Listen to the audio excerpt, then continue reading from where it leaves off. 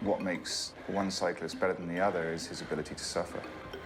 That basically is what the X factor is in cycling. It's just so physically painful because you're so fatigued. Your muscles are just completely worn out. When you get to that point, it's all mental, you know? It's like, can I keep going? When you show up to race day, you have to have that killer instinct. You have to be willing to push yourself much farther than you can in training. How you prepare for that exactly mentally, I don't know. It just seems like some guys have it and some guys don't. The Tour de France is, for me, the most beautiful race. Nothing else comes close. It's the event that got me into cycling. It's what I dreamt of when I was a kid. I started reading books on it in magazines. Tour de France became this sort of mythical creature on the distant horizon. You get in the field of riders, and they're all as good as you. And they all work at least as hard as you work, and they all want to win, you know?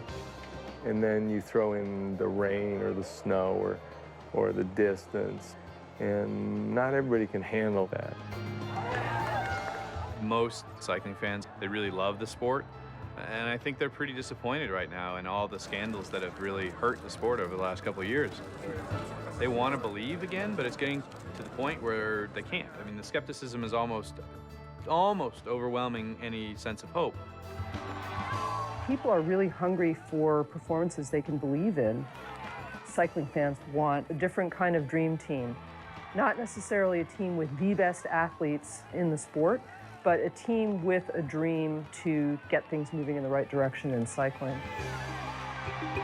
I think that's one of the big things about this team, is that we do things a little bit differently, a little bit open to being different. We are a little team, the little engine that could.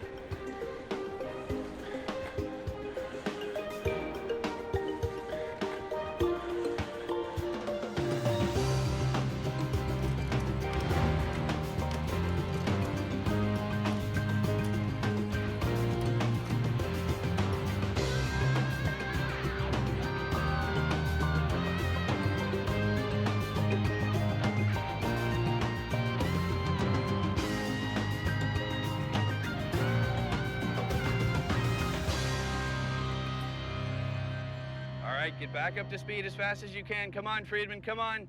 Big gear out of the saddle. Come on, come on, come on, come on, come on, Friedman. Come on, get up to speed. There you go. Come on, Friedman. Little more, little more, little more. Get her up to speed. You know, on every cycling team I've ever been on, doping is always a topic. You know, who's doing it, who isn't. It's very, you know, hushed tones and, you know, this guy's got something new.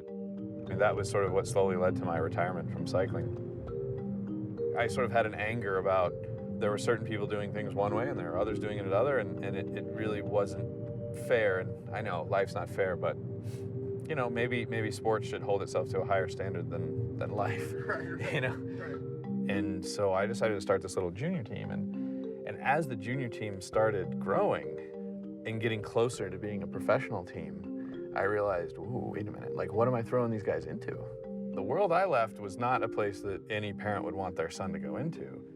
But then when we started coming up with this plan of how we could actually do it, you know, differently than everyone else, and the idea of building the team into one of the largest teams in the world, that was sort of like the last, you know, click, and here we are. Talk to me a little bit about some of your perceptions of the media. What do you guys think of the media? What are some of your experiences dealing with the media in the past? Anyone? Dirty rat bastards. Yeah, I didn't have anyone say that before, but it's don't repeat the negative is critical. I'm going to throw out a sample question. Isn't the ACE program that you guys are doing really a desperate attempt to save the sport? Yes.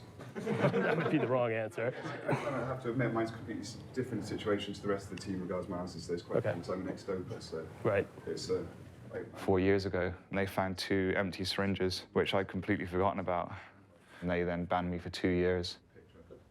But I did a fairly unheard of thing in a doping case, and I actually admitted to the races I doped in. I don't think we want to go there.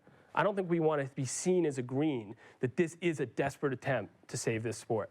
If I asked you at a cocktail party, I saw you talking about and I asked you that question, do you feel it's a desperate attempt?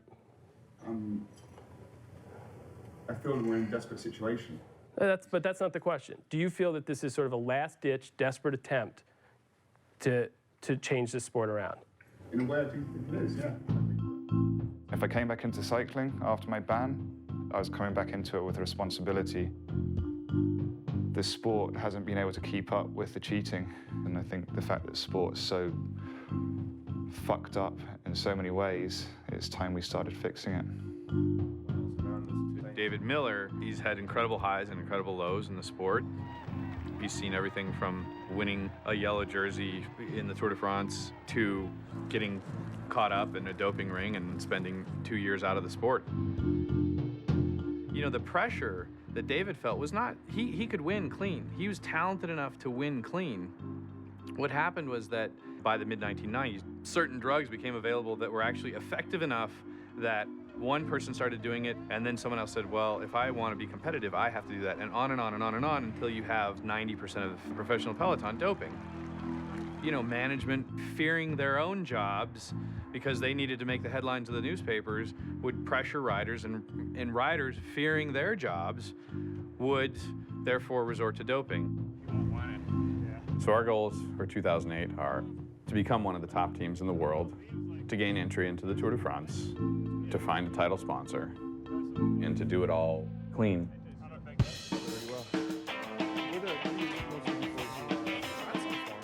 When it came to building this year's team, it was a case of, we knew what the ultimate goal was, which is getting an invitation to the Tour de France.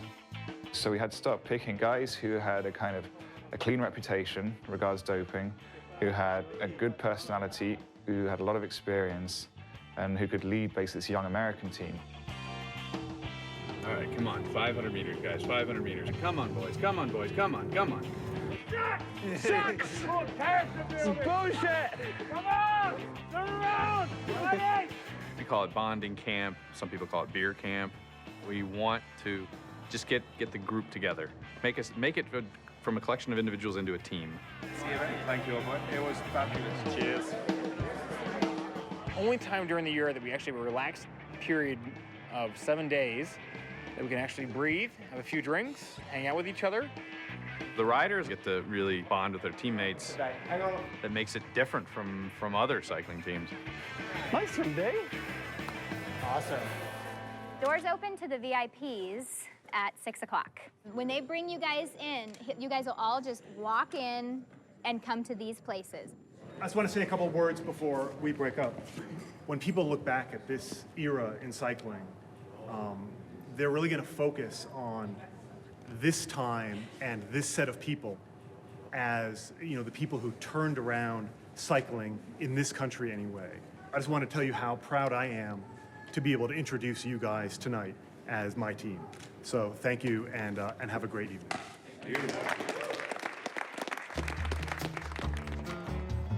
Doug Ellis is bankrolling the team right now, and he's willing to do that through this season, but he'd like to stop hemorrhaging money if he can, and they'd like to attract a title sponsor. Basically, if you want to run a cycling team, you have to do it with sponsorship dollars. But the scandals of cycling have really reduced the possibility for sponsorship. You know, it's hard to justify buying trouble or even buying the possibility of trouble.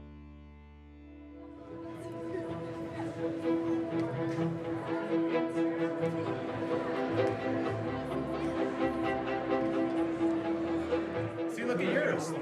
Yours is a little short. This looks good.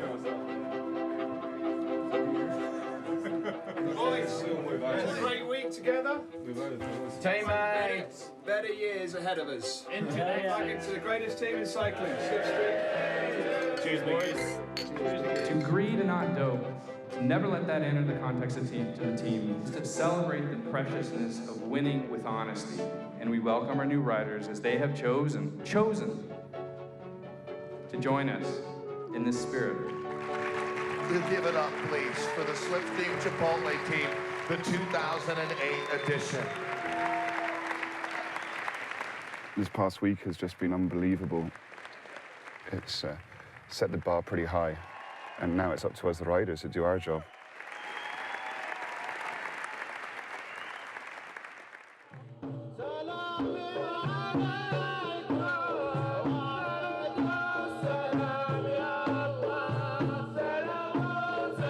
I guess the Qataris royal family just really likes cycling, and they wanted to have a race there. And it's important for us because it's the first race of the year that ASO puts on. And ASO is the company that runs the Tour de France. It is complicated getting an invitation to the Tour de France. There's a lot of factors. There's no definitive empirical way to do it. You're invited, like you're invited to a party at the White House.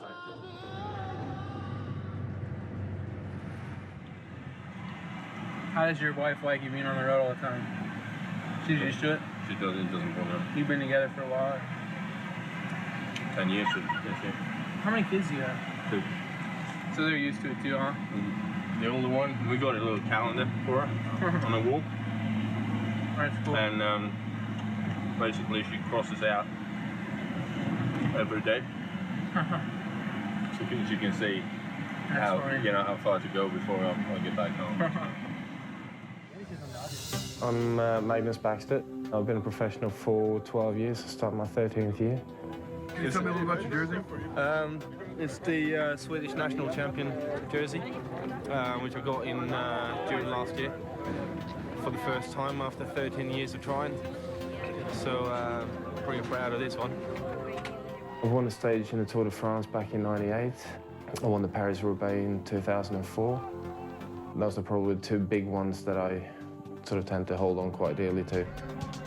Magnus is, he's kind of a big teddy bear.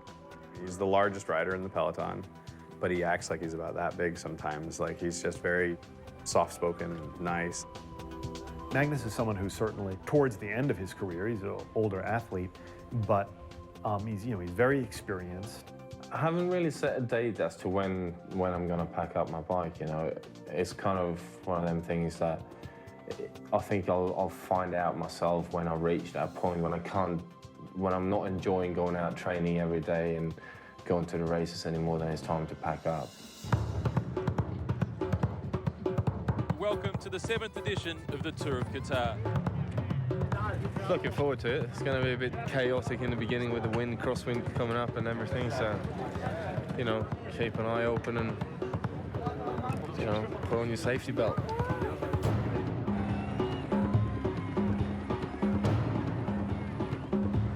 70 kilometres an hour as big Magnus Backstedt, the Swedish national champion, rolls through. Coming into 1 kilometre to go on the left-hand side, it looks as if the Slipstream team are starting to make the move around the outside. And now the Swedish national champion and Magnus Backstedt is poised and waiting to make his move. He's starting to wind it up around the outside. Sutton is the man in the blue jersey. Van Uverman in silver, and Magnus Backstedt's gone down, and Sutton has gone over the top of him. There's mayhem at the front.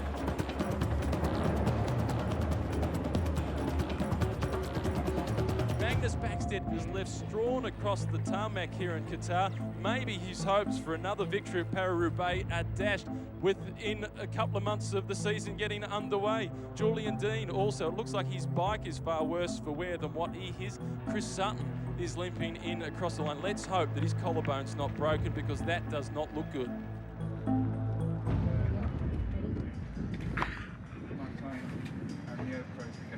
What happened is Maggie's got his head down, and one of the quick step guys pulls off in front of him, and Maggie's bumped into him. And all our guys go on top. Just an accident. Is Magnus okay? I think he's broken his collarbone. So no, he's not okay. A cycling crash is over 40 miles an hour, going all the way up to almost 70 miles an hour. They're not fun. I mean, you just don't have any protective gear. I mean, a little styrofoam lid on your head, I mean, okay, that prevents you from dying, maybe. Just imagine that you're in your car and you decide to strip down to your underwear, and you're driving out on the highway, and you open the door and you jump out of the car. I mean, that's pretty much what it is.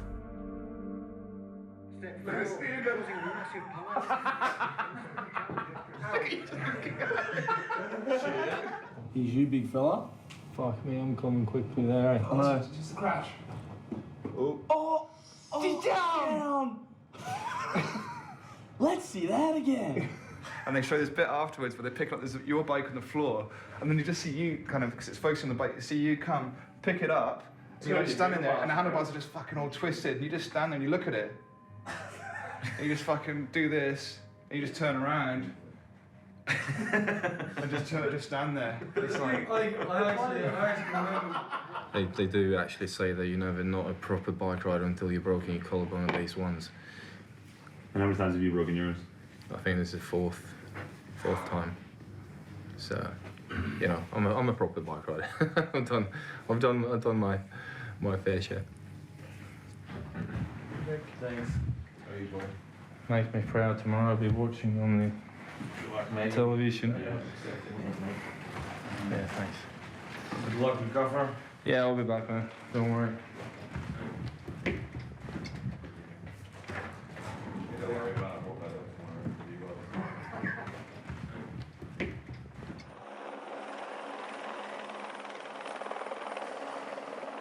Although we didn't win the race, it was a win for us because our first impression was a great one.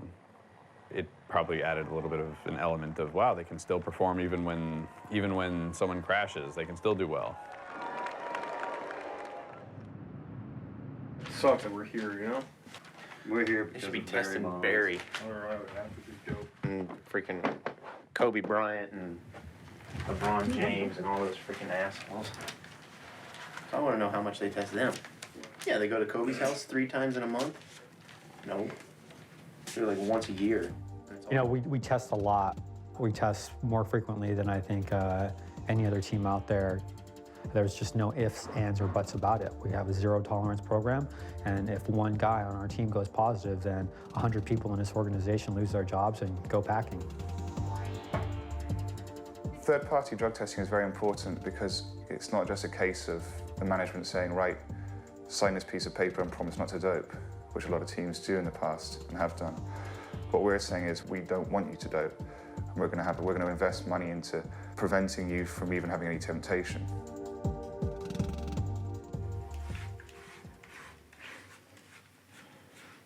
Shave our legs mainly for crashing.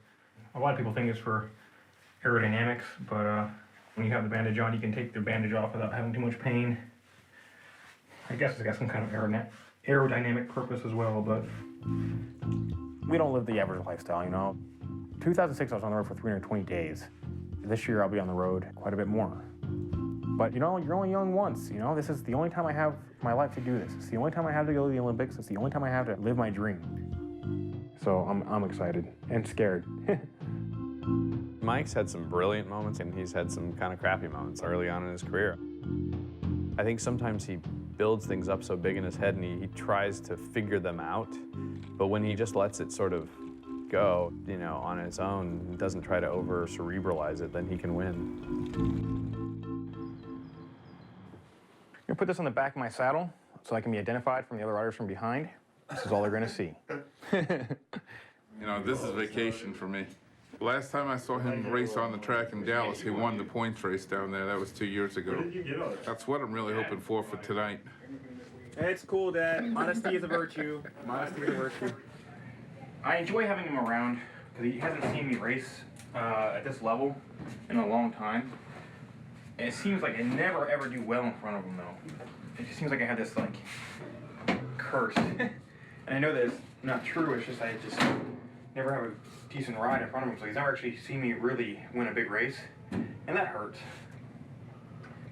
All right, big guy. Well, I'll see you at the track then, huh? I'm gonna get my laundry together here and my bag together and All right, if there's check the anything I email can do to assist you, let me know.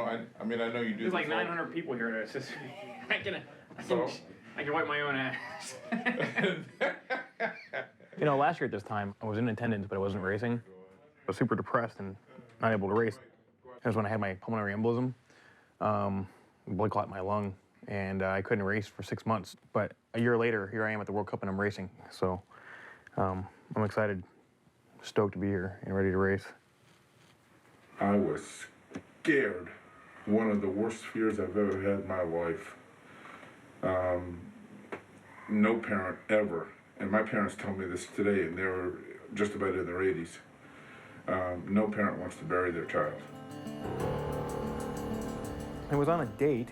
I was laying in our bed watching movie Cars, and I just started having these crazy spasms in my back. Like, I felt like I was getting shot by a gun, or someone just stuck a knife in my chest and was just turning it, you know? And I thought for sure I was having a heart attack. What else would it be, you know? Who knew it would be a blood clot in my lung? 6 months, I couldn't really train normally. I couldn't go too hard because you never know if you're gonna bleed out internally. I couldn't crash, so I had to train with a big orange flag on my bike so that cars could see me.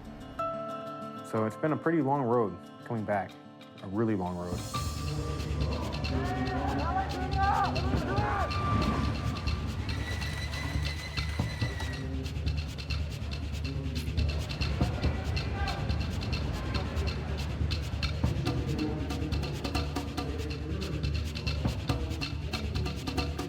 My focus this year is to participate at the Olympic Games.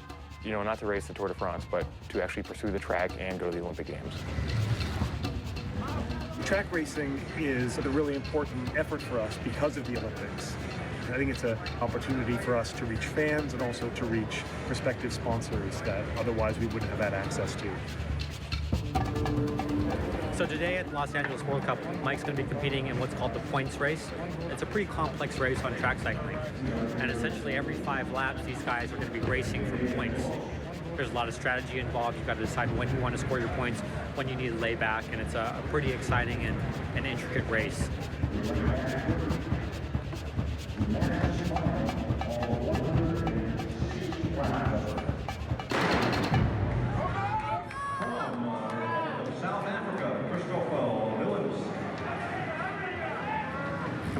And our points are as follows. Number 20, Bill has 5. Number 20, Bill of Canada has 5. Number 24, we're going to go. I don't know why Mike, he just hesitates and hesitates. And So then now he's goes trying on to his do own. Number 2, Meyer. Has 11 points. Number 49.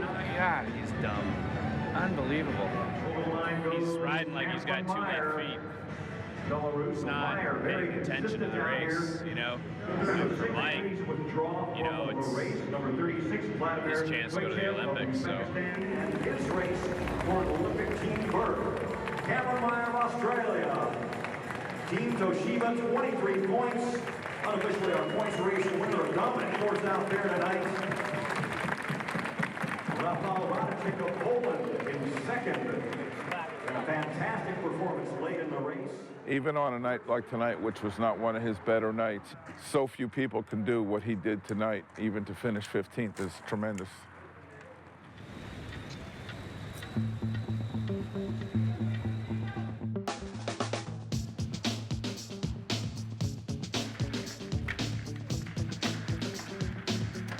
The cycling team is a really complicated organism.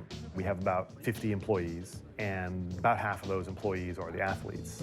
Parallel to that is a whole staff of mechanics and soigneurs and doctors and race directors. We're on the road 250 days a year, and we race, I think, almost 160 days total for the season. There are a lot of times where there are 2 or sometimes even 3 races going on simultaneously. And so we'll have one squad that'll be racing at, you know, the Tour of Britain, while another squad will be racing the Tour of Missouri. And so in the end, it's this company with all of these different facets to it. Okay, let's go. It was neck and stuff too, man.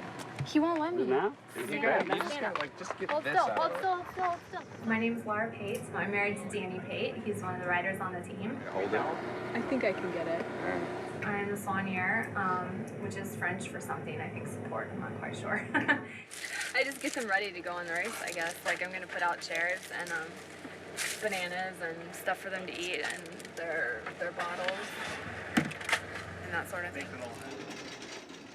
I think this year I've been home maybe 5 weeks total. It seems like it. It could be more like 6 or 7, but not very much. And maybe only 2 of those were with Danny. Keith.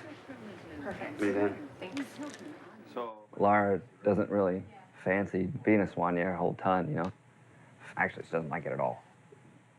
She only does it basically to be able to spend, so we can spend more time together and not be like a long distance relationship, you know. And it's hard. He's with the guys and I'm doing my work, and I don't know, at night we go to the same hotel room, but a lot of times we don't interact a lot during the races. But like sometimes we'll make a point to go out to dinner together by ourselves, or if we can, or something like that, instead of going to the team dinner, because sometimes it just gets like old to have other people around us all the time. There's a big misconception that cycling is an individual sport, professional cycling anyway. It's not true. In order to win a race, you need a team around you. To really simplify cycling tactics, the team leader never wants to lead the race until the last possible moment that you can lead the race. If you're sitting on the front, you're wasting a lot more energy than the guy sitting from behind you. So you always want to be behind somebody if you can. And so the way to win the race is having your team leader positioned well, having riders around him protecting him. You know, it's the only sport where an individual wins and takes all the glory because of the work that his teammates gave to him. A very retro logo here beyond Fox. From Lebanon High School as well. Basically, if you run a catwalk.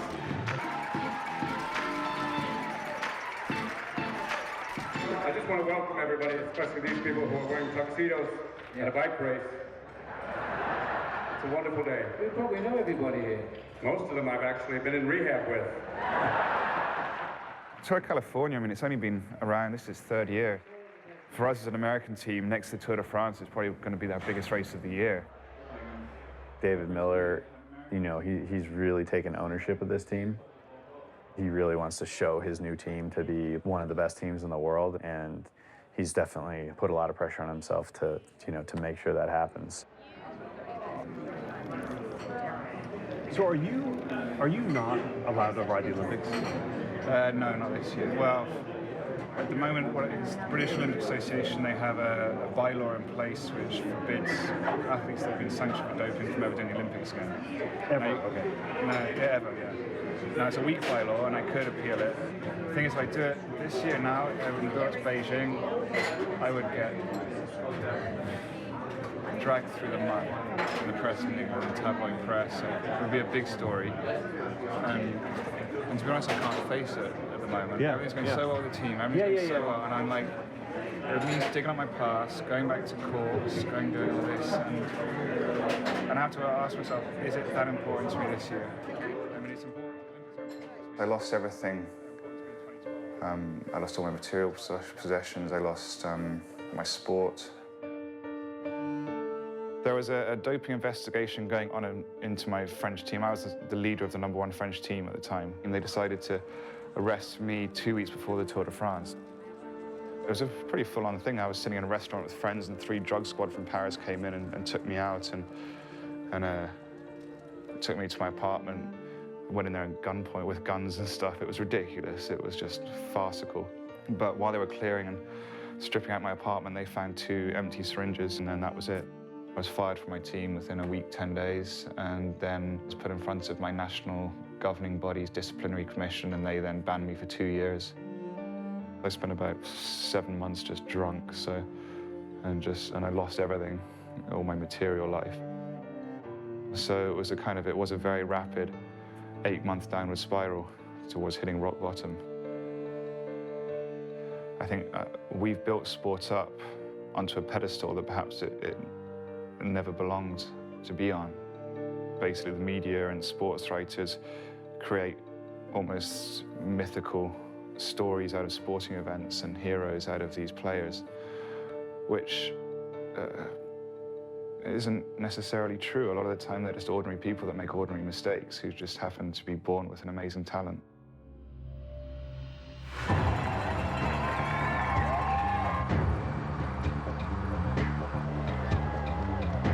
Now this is how you do it, Bob. When you're the British road race champion, as David Miller is, you lead your teammate Tyler Farrar to the money. Fucking A, go Dave Miller! Go Dave Miller!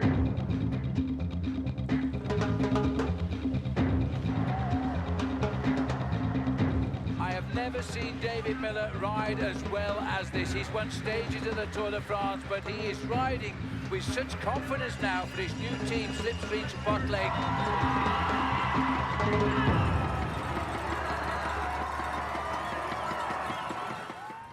JV, just want to say a couple of words. Today it was like incredible. And I hope we can carry on like this, but I mean, the way we're racing today was so much fun, and I think we kind of made a good impression.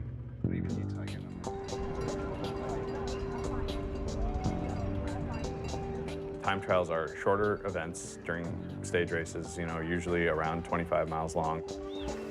It's an event that is individual as opposed to in the pack. There's no drafting. It's simply fastest rider wins. So on our squad, we have David Miller, who is a national champion at this discipline, and Christian Van de Velde, who people wouldn't identify as a time trialist necessarily, is also quite strong.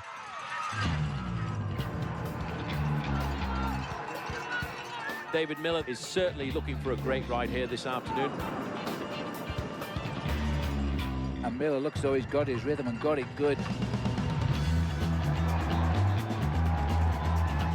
The British champion is sprinting home, and David Miller comes up, hits the line. Best time, 31:15. Miller is back. Now, Phil, there are just 3 more riders out on course. We're waiting to see how they perform. Levi won.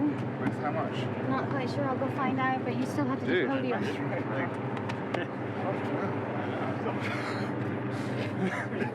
Almost the win. Dave Miller's always had, you know, one of the biggest, if not the biggest, you know, engine natural potential of anyone in cycling. He's just, as long as he's got good influences around him and people that understand his mind, then he's going to continue to grow as a rider. And I think we're just seeing the first evidences of that now. And Christian? Christian was a surprise to me. That was a surprise. Yeah, Christian, that's fucking awesome. Christian Van de Velde started out as just a born winner. He's been on some of the biggest teams in the world, was Lance's teammate in his first ever Tour victory in 2001. He's always been a very talented and very strong rider, but for one reason or another, he's never been thought of as a leader. He's always just been a team worker or domestique. The physical ability is unquestionably there. It's a matter of him believing that, which I think it's a long bridge to cross for him. Christian? Yeah. Do you mind doing the press conference today? I never have to. You always let me do it. No, I guess not. You want to do it or you don't? Yes, no? No. You don't want to do it? Well, yeah, fine, I'll do it. Okay. All right. Cycling, you know, it's a lot of time by yourself, and it's a lot of time to think about how, man, I'm really suffering today. I'm not good. This guy looks really good. He's gonna kill me. I'll call Jonathan right away. I was very close to retiring in 2005. I actually called Jonathan and told him, you know, I'm done. How about I come back and be a director for your under 23 guys? He was the one who actually, you know, convinced me, no, why don't you give it a little bit more time? Please welcome Slipstream Chipotle.